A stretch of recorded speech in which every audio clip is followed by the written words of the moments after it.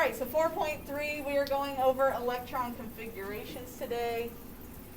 And a big thing is, what is configurations, right? So configurations is a numbering system or a classification system that we have in order to classify these elements based on how many valence electrons they have or how many total electrons they have. So I'm moving on from what we talked about yesterday in class, right? So yesterday we talked about how many valence electrons each element has.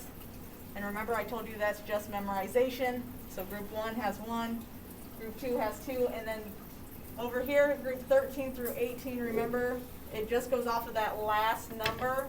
So group 13 has 3, 14 has 4 valence electrons, group 15 has 5, group 16 has 6 valence electrons, so forth, so on, okay? Clear up to group 18 has 8 valence electrons.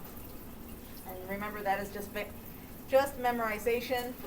And then your transition metals, we'll talk about those coming up because those valence electrons are dependent on per element, right? Whichever element it is, and then those act a little differently. Okay. So some quick questions to talk about just kind of as a review. What are orbitals, right? So orbitals, in this case, we're talking about the shells, right, that are making up the electron here, where the electrons are in that electron cloud. And so the shells that we're talking about are the S, P, D, and F, right? And so with that, the orbitals are where those electrons are located, okay? And so where are the orbitals? And if you remember from the Bohr model drawings we did yesterday in class, or for your assignment, the Bohr model, right, shows that you draw the nucleus. You remember the nucleus from yesterday. So we have protons, we had 6, neutrons, we had 6. And then remember, the orbitals went around the nucleus, right? So they are outside of the nucleus, surrounding that nucleus. That's where the orbitals are located, and that's where you can find the electrons. Now, how many electrons reside in each orbital? So the answer to that is each shell, so S, P, D, and F have different numbers of orbitals, and I'll talk about that in a minute. But each orbital, the thing to know is they can only hold 2. So no matter how many orbitals that a shell has, okay, it can only hold 2 electrons. Now the way I like to think about this, and maybe just something visual to think about, is, have you all eaten an onion? Right? As you chop the onion, you got that inner core, that inner layer. That would be like your nucleus. And then all the layers that you're peeling off, right, that would be like your different shells and your different orbitals. Okay, so something to think about if you need something visual, right, if you're a visual learner. And then, of course, each one of those has a certain number of orbitals, which we'll talk about, and that is each orbital holds 2 electrons. Okay.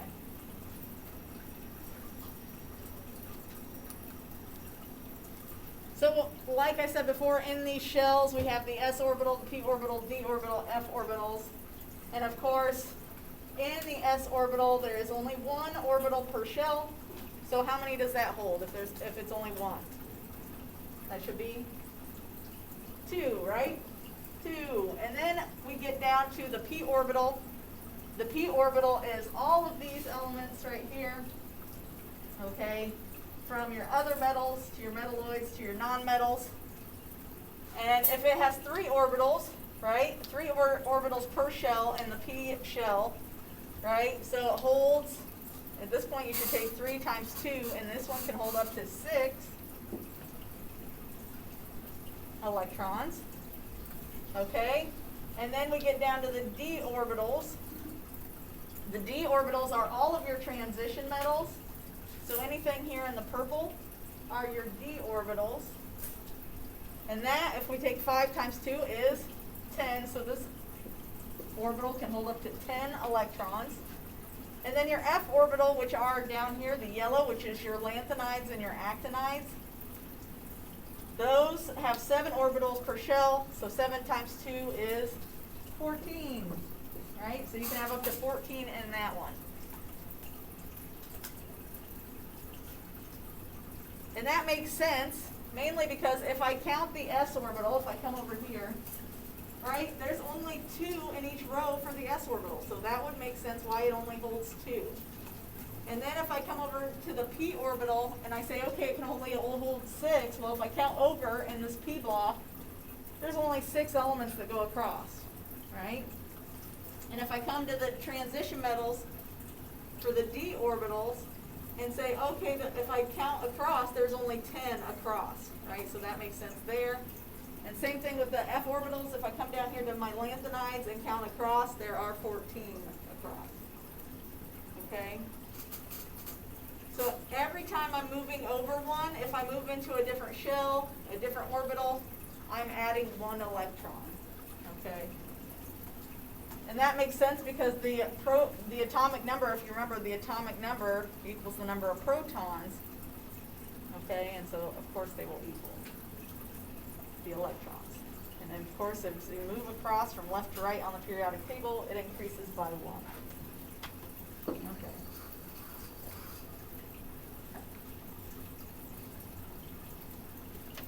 So that is our 4 orbitals that I'm talking about today. So this is kind of how they are laid out. Okay, in those sublevels, we have 4 sublevels in between the 7 energy levels. And of course, s orbital has 1. It has 2 electrons. The p shell has 3 orbitals. It can hold 6. The d shell can hold 5 orbitals. It can hold 10 electrons. And f, of course, I talked about the lanthanides and actinides, is 7 orbitals, and it can hold 14, which I just talked about. So that kind of is a visual for you. Like I said, if you're a visual learner, then. I'll give you a minute if you're choosing to draw the diagram.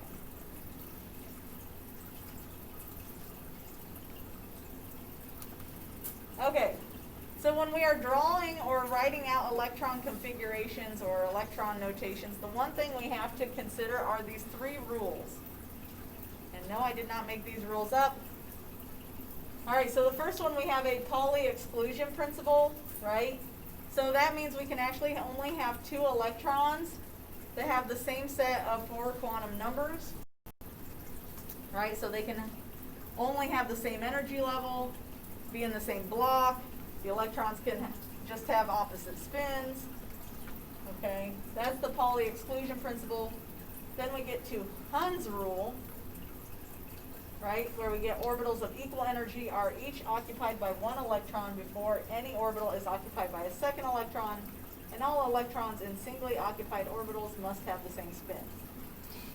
I will cover that not today, but probably tomorrow, okay? I'll at least cover this one today, this one tomorrow, okay? And so this one probably tomorrow also. We'll see how far we get between today and tomorrow. And then, of course, the off-bow principle, an electron occupies the lowest energy orbital that can receive it. So remember that electrons like to be in the ground state. They're always trying to maintain that ground state, okay, because the electrons want to be in the ground state. And remember, if they get energy, any sort of energy, they become excited, right? We talked about this. So they become excited, and what happens is when they become excited, they're jumping energy levels, and those electrons are jumping energy levels. And so then, to lose that energy, remember that they have to release that photon of light, right? From last week's flame test we did. It's got to release that photon of light and release that energy somehow, and then all of a sudden it can be back down to the ground state. Okay? So thinking on that, it wants to be at the lowest energy level. Okay? And I'll talk about these 2 more in the future. I will get to this one today, though.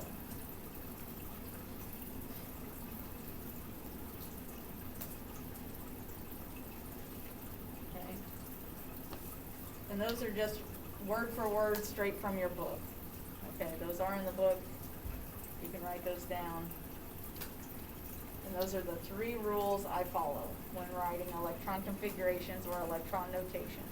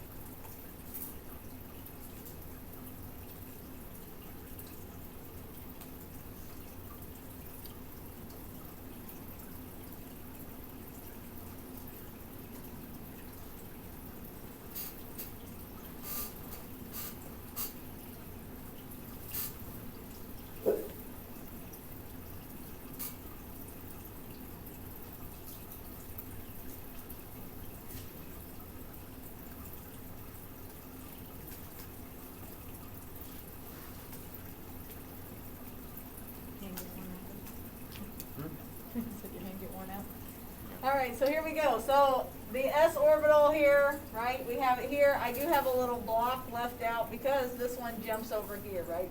So here's hydrogen. Helium theoretically should be here based on its energy level.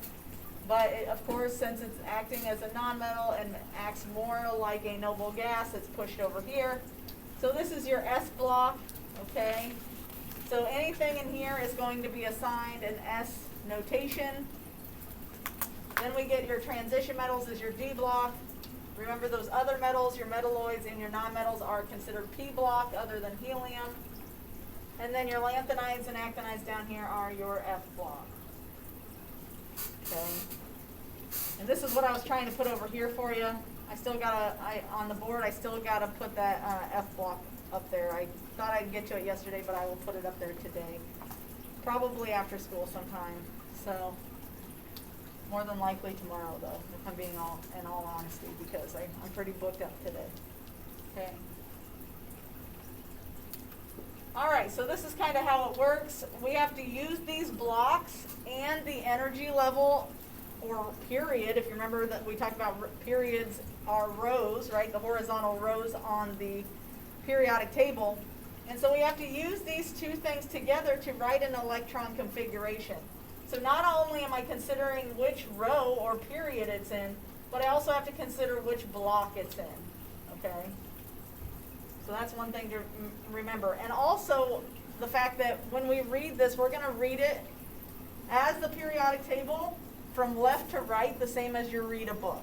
Okay, so I'm always going to start with hydrogen, go to helium, and then back to lithium, read to neon, start back at sodium, read to argon, right? And so I'm reading it as if it's a book. Right? Row to row to row to row, line versus line versus line. So that's one thing. That's why these arrows are pointing from the left to the right. Okay, trying to make sense of that also. So when we get to these energy levels, right, we got to kind of combine a couple things to think of, okay, every row is its own energy level. And then we got to think, okay, how many blocks and what blocks are in each energy level? What direction do I need to go? Okay? And how many electrons can it hold? So make sure this right here is in your notes, okay? Because this will help you. So we start these order of orbitals with low energy to high energy based on the number of electrons that you have. Orbital, right, my P block. Now I'm still in energy level 2, but now I have to count over 6. And so that's where we get this 2p6. And then I go down another row because I'm done reading that line. Right? And now I'm into energy level 3. Yet again, I'm back in the S block. Okay? And that can hold 2. Ooh. And then I jump across here again. Good grief. Let me shut the door. He's going to be done. So I'm going to cut back over to the energy level, right, of 3.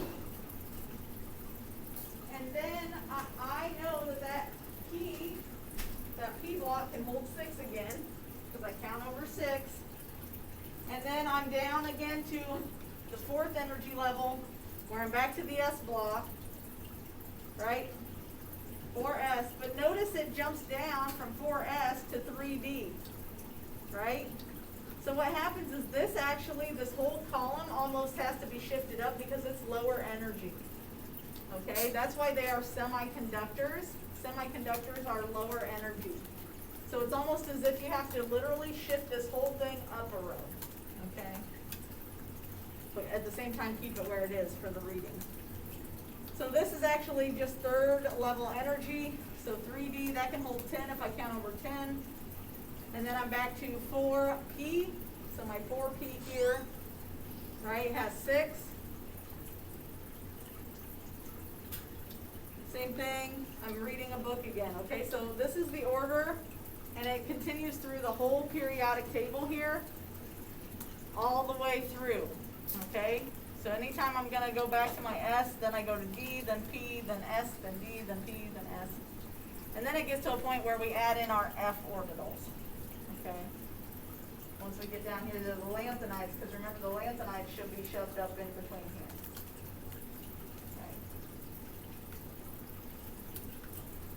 So this is what an electron configuration looks like here. For example, I have 1s1. So it is assigned, the first number is literally the row number or shell number. You should have a number between 1 through 7 there because that's all there is, 1 through 7. There's only 7 possible rows, so you should not tell me it's like 8 or 10, right? It's only 1 through 7. So really, this first number is just what row it's in, other than when you get to that D block and the F block, right? D and F block, remember, you're pushed up a lower energy, so those will be different for the D and F blocks, aka your transition metals and your lanthanides and actinides. Your S block is what subshell. There are only 4 possibilities there. It's either S, P, D, or F. Okay, there's only 4 possibilities there. That's what it gets assigned. And then this number right here is how many valence electrons it has. How many valence electrons? Okay, remember the S orbital only holds up to 2, the P orbital only holds up to 6, the D orbital only holds up to 10, and the F orbital only holds up to 14.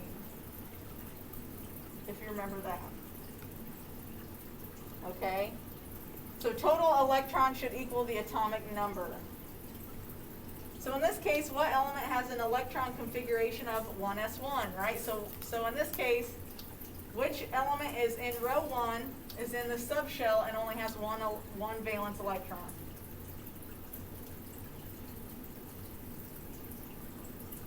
Anybody know? In this case, you should be at hydrogen, right? Should be at hydrogen. So the electron configuration for hydrogen is 1s1. 1 being the row, S being the shell it is in, and then 1 being the valence electron.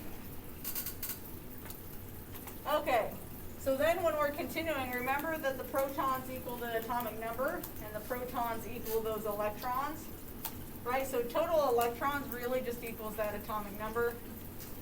And so to fill these energy levels, right, you're going to keep going until you run out of electrons to use. That's what happens.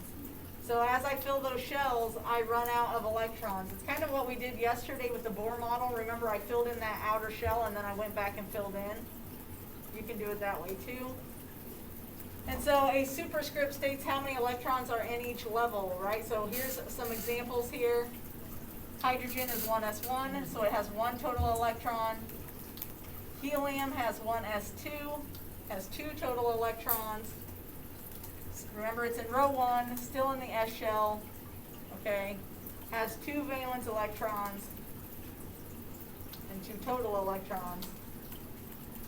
Lithium, of course, has 3 total electrons. If you look at the atomic number of lithium here, okay, it has 3 electrons total. And so I have 2, if I read like a book from hydrogen, hydrogen is 1s1, 1s2, lithium now is 2s1, okay?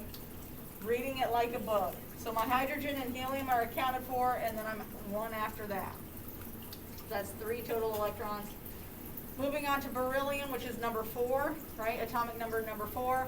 Reading it like a book, if I'm starting back at hydrogen and helium, that's that 1s2. Accounts for both of those. And then, of course, 2s2 accounts for both the lithium and beryllium. So notice every time I'm moving over 1, I'm adding a number, right? So I'm at hydrogen, I move over to helium, I add the 2. I add 1 more electron. I'm at lithium, I have to add 1 more electron. That shell's filled, so I'm bumping to the next shell. Beryllium, right? I'm at first energy level, I'm still at lithium, but I have to bump 1 more, so I add an electron. Remember, these s orbitals can only have a maximum of 2. Okay? So it's like reading a book, but you cannot forget how the book started. Okay? You got to account for all of the beginning of the book as well. I'll give you a minute to write that down, but in this case, we're moving on every time, adding another electron, add another electron, move over, add another electron, add another electron, add another electron. Okay? Just like you're reading a book. And that kind of covers the s orbitals, at least the beginning, right? So I did the first 4 kind of for you. in this case. So every time I just count over 1, and I'm counting how many electrons or how many elements is it over, right?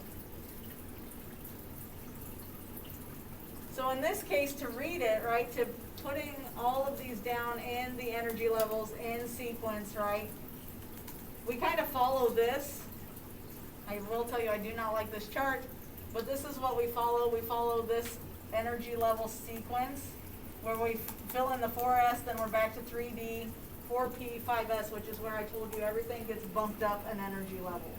So remember your transition gets bumped up, your lanthanides, actinides, and your f orbital will get bumped up 1 energy level. Okay, so that right there is what we follow to fill these in. Okay, so this is where we could get to that off-bow principle, right? The first rule that I talked about, or the last rule, I guess. So we have to have this electron occupy the lowest energy level, which I talked about it being the ground state first, right? So this is where we get this idea. You have to fill the inner orbitals before you fill the outer orbitals, right? You have to have your inner circles completely filled before the outer circles can be completely filled, okay? So the number of electrons in a sublevel is indicated by adding a superscript to the sublevel designation. And we always start with 1 and work our way up. I have that in parentheses there. So you always start with 1 and work your way up. So for example, right, we're starting with the superscript of 1, then we move up to 2, then we move into energy level 2, where we're back at 1, okay?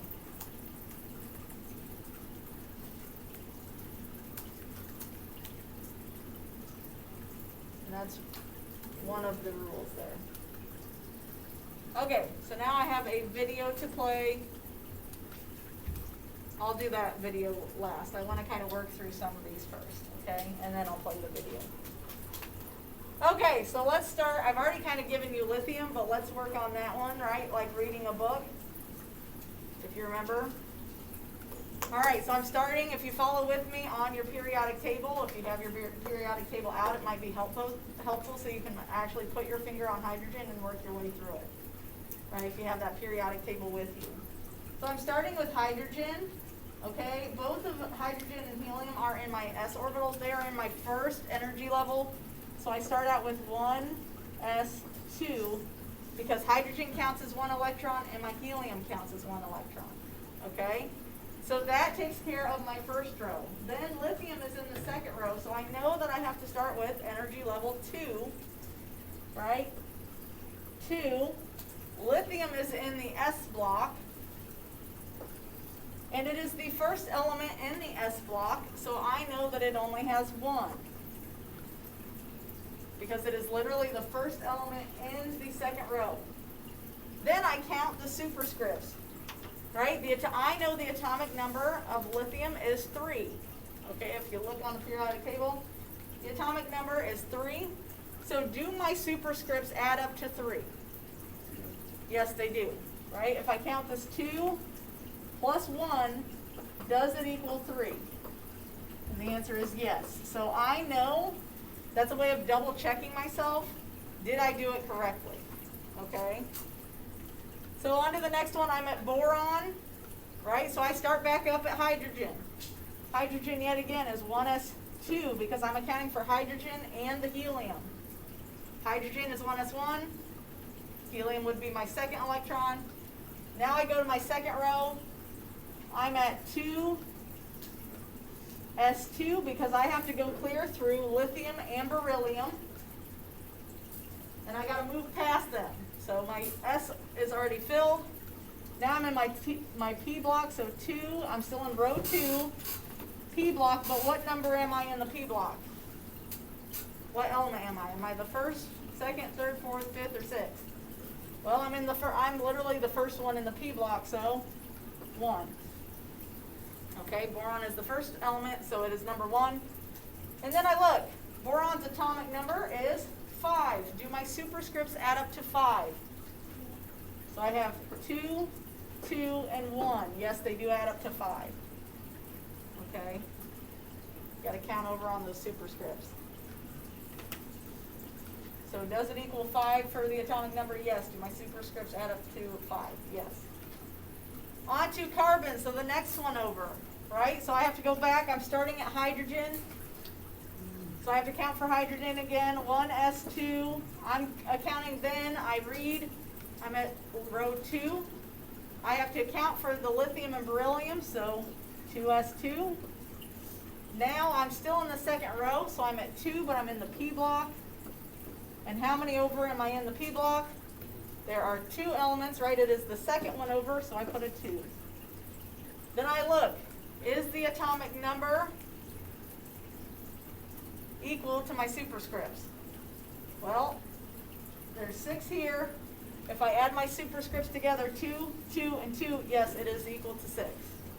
Okay? Then I get to neon, so I start all the way back over. Whew, all the starting over, right?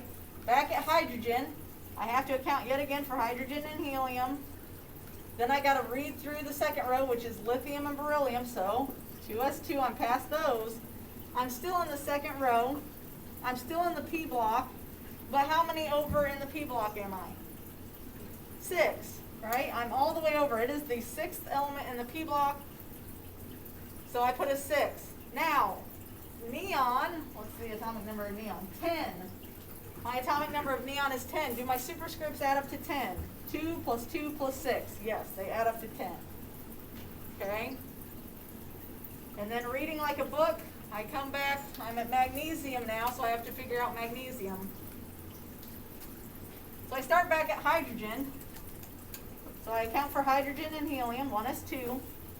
I start back at lithium and beryllium, which is 2s2. Then I'm still in row 2, so I have to account for the 2p6 clear through. That's a terrible 2, I'm sorry. 2p6, which accounts clear through neon. Then I go down another row, so I'm in 3. I know I'm in row 3. And magnesium is in the S block. And if I look at magnesium, it is the second one over in the S block, so that gets a 2. Now I look at the atomic number of magnesium. That is 12. Do my superscripts add up to 12? Yes. So 2 plus 2 is 4, plus 6 is 10, plus 2 is 12. So like I said, adding the superscripts to equal the atomic number, that is a double checker. On to aluminum. I have to start all the way back over. I got to count for hydrogen and helium. Into the second level, account for lithium and beryllium. And then, of course, I jump across to the P block. So I'm still in row 2. P block 6 gets me through neon. I go down a row. I'm now in row 3, or energy level 3. I'm back at the S block with sodium and magnesium. I now have to account for those, which is 3s2. Then yet again I have to jump over to my P block, which is to the right, so I'm at 3p. And if you look, aluminum is the first one in the P block, so I'm at 1. Now, that says it is atomic number 13. Do my superscripts add up to 13? 2, 4, 10, 12, 13. Yes, they do. Why did you restate everything? Because you're accounting for all those electrons. You have to account for every single electron on the periodic table. And for every single electron that's in that atom. Right? So I will never ask you to do number 118, right? Because that is a lot of work. Because then you account for 118 electrons, right? So you have to account for every single electron that's in that atom, right? Because every proton you have to add an electron because they have to be equal. Okay, so then we get to chlorine. Okay, so I have to go back to hydrogen, helium, 1s2, account for lithium and beryllium, 2s2, on to the boron through neon, which is 2p6. Then you get energy level 3, you drop down the next row. 3s2 gets you through sodium and magnesium. You jump over, which is into your energy level 3 P block. And I am the 1, 2, 3, 4, 5th element over, so 5. Do they add up to, let's see, chlorine is number 17. Do they add up to 17? 2, 4, 10, 12, 17. Yes, they do. So notice it's like building blocks, right? So every shell, it's almost like that onion, right? It's adding a layer, it's adding a layer, it's adding a layer. So every block is adding a layer to that onion or to that atom. Every time there's a new orbital, that means there is an extra circle or an extra ring outside of it, okay? So in this case, I can go back and draw the Bohr models for each atom, right? If I needed to. Okay, so let's take lithium. If I draw the Bohr model, 3 protons, how many neutrons? I'm going to say 7 minus 3 is 4 neutrons, right? Oops, that's my one. 4 neutrons.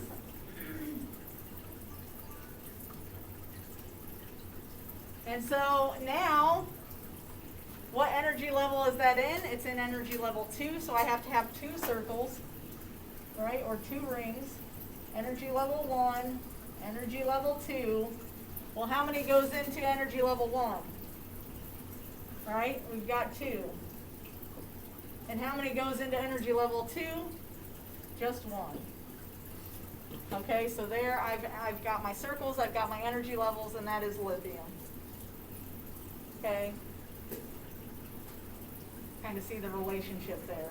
Every energy level gets its own circle, and then those energy levels get filled, and then just know each one has its own subshell, right? So this first ring has 1 subshell, can hold 2. This one has 3 subshells, can hold up to 6, right? The next ring would be your D block, so forth, so on. The next one would be your F block. Okay. All right. Stop the video there.